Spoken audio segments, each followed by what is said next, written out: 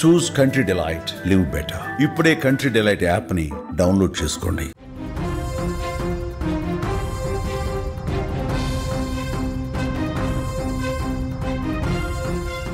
వరుస బస్సు ప్రమాదాలు రెండు తెలుగు రాష్ట్రాలలో సంచలనంగా మారాయి, భయాందోళన కలిగిస్తున్నాయి. కర్నూలు జిల్లా చిన్నటేకూరులో జరిగిన బస్సు ప్రమాదం మరవక ముందే మరో ట్రావెల్స్ బస్సు ప్రమాదానికి గురైంది. ధర్మాజిగూడెం నుంచి హైదరాబాద్కు వెళ్తున్నటువంటి ట్రావెల్స్ బస్సు ఏలూరు జిల్లా లింగపాలెం శివారు జూబ్లీ నగర్ వద్ద సోమవారం రాత్రి బోల్తా పడింది. ఈ ఘటనలో ఒకరు మృతి చెందారు, మరో 10 మంది గాయపడ్డారు. ఈ ట్రావెల్స్ స్లీపర్ బస్సు ధర్మాజిగూడెం నుంచి సత్తుపల్లి మీదుగా హైదరాబాద్కు వెళ్తుంది. అయితే బస్సు ప్రారంభమైనప్పటి నుంచి డ్రైవర్ మితిమీరిన వేగంతో నడిపినట్టుగా అక్కడ ఉన్నటువంటి ప్రయాణికులు తెలిపారు. బస్సు ఎక్కినప్పటి నుంచి కూడా ప్రయాణికులు అతన్ని హెచ్చరిస్తూనే ఉన్నారు. ఈ బస్సు మఠంగూడెం లింగపాలెం మధ్యలో ప్రయాణికులతో వెళుతున్నటువంటి ఒక ఆటోను రాసుకుంటూ వెళ్ళింది. అయినప్పటికీ డ్రైవర్ బస్సును ఆపలేదు. అదే వేగంతో వెళుతున్నటువంటి బస్సు లింగపాలెం వైన్ షాప్ వద్ద బైక్పై వెళ్తున్నటువంటి ఇద్దరిని ఢీకొట్టింది. వారు కింద పడిపోయారు. దీంతో స్థానికులు కేకలు వేస్తూ బస్సును ఆపమని అరిచారు. అయినా కూడా డ్రైవర్ అదే నిర్లక్ష్యంతో బస్సును ముందుకు పోనిచ్చాడు.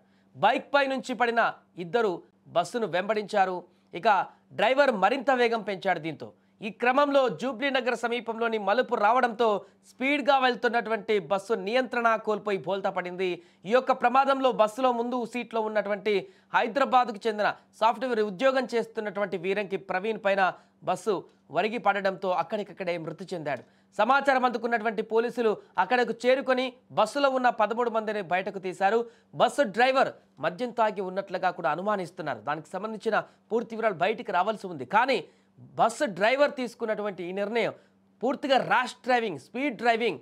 ఆల్రెడీ దారి మధ్యలో కొంతమందిని ఇబ్బందికరమైనటువంటి పరిస్థితికి గురి చేసి పూర్తిగా నిర్లక్ష్యమైనటువంటి డ్రైవింగ్తో బస్సులో ఉన్నటువంటి ప్రయాణికుల ప్రాణాలను గాల్లో పెట్టేసి ఈ రకంగా డ్రైవింగ్ చేయడం కారణంగానే ఆ బస్సు బోల్తా పడినట్టుగా తెలుస్తుంది. వరుసగా జరుగుతున్నటువంటి ప్రమాదాలు చూస్తే మరొక బస్సు బోల్తా పడిందంటే ఆందోళన కలిగిన అందరికీ. మరొక ప్రైవేట్ ట్రావెల్స్ బస్సు బోల్తా పడింది.